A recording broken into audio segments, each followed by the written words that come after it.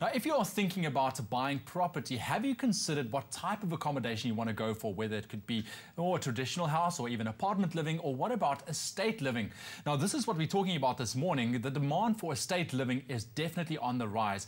According to recent reports, this sector has returned to the pre-housing boom levels and is now very much on the rise. In fact, more than 250,000 properties are currently located on estates within South Africa. And this morning we have Private Property COO Bray here to give us a bit of insight into estate living and also why you would want to live on an estate. Simon, nice to have you this morning. Good to be here. In a nutshell, firstly, what exactly does estate living entail? Well, I mean, estate living is so much more than just buying your next home.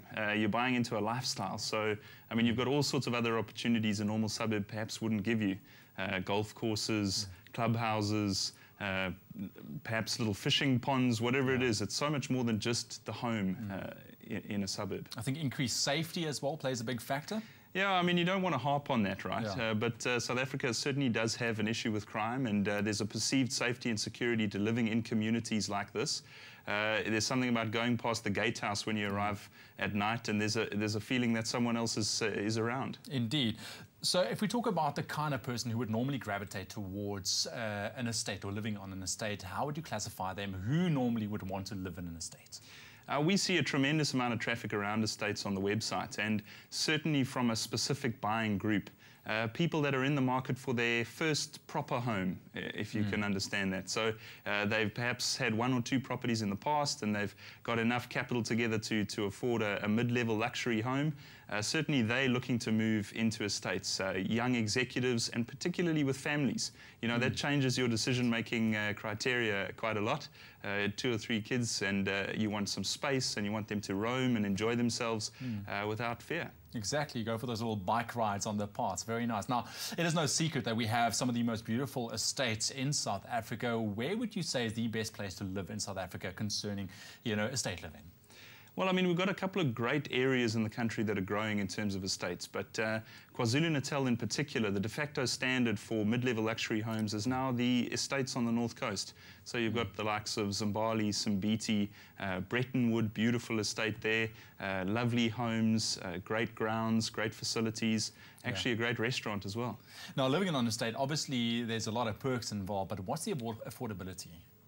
Well, affordability comes into it as well.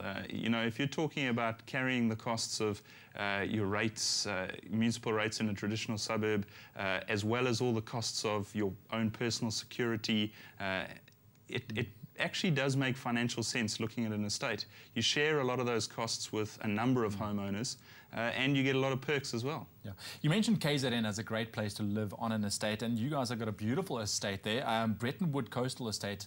What does this estate kind of offers to potential buyers? Yeah, I mentioned it a little bit earlier. It's a beautiful place.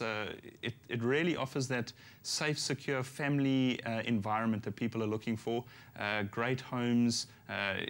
The architecture of the estate is quite interesting. Just that kind of casual, relaxed outdoor living is emphasized. And bringing it closer to home as well, in Cape Town, we've got the Steinberg Estate just outside of Cape Town. What is your thoughts on that one? Well, I mean, Steinberg offers you some incredible golf, if that's your poison. And who wouldn't enjoy the wine farm kind of setting that you're tucked into the mountains there on the southern side of Table Mountain, and you've got these beautiful views out over a lush green rolling lawns. So there's certainly the scenery aspect that it offers. There's also the exclusivity. Steinberg is one of those places that property prices continue to appreciate really above market every year. So there's the sense that you're buying into a worthwhile investment. When it comes to estate living, we know now these are 2 beautiful estates. I think 2 estates where people would want to live on. What is your top tip of the week? Certainly the top tip is, if you're in the market, consider estates. You get a lot more than just a house. You get a complete lifestyle package. So if you're in the market and you're looking for that next place to buy, you certainly have to visit a few estates and see what they can offer. Simon, thank you so much for joining us this morning on our Feel Good Breakfast Show, giving us those top tips when it comes to estate living. So if you would like to find out more about the benefits of estate living, remember to watch Win a Home tonight at 8 p.m. on SABC3, and also to find out how you can enter to win prizes throughout the show, as well as go into the draw to win that grand prize, the completed Win a Home apartment. Connect with this brand new exciting show on Facebook, Twitter, and also via their website.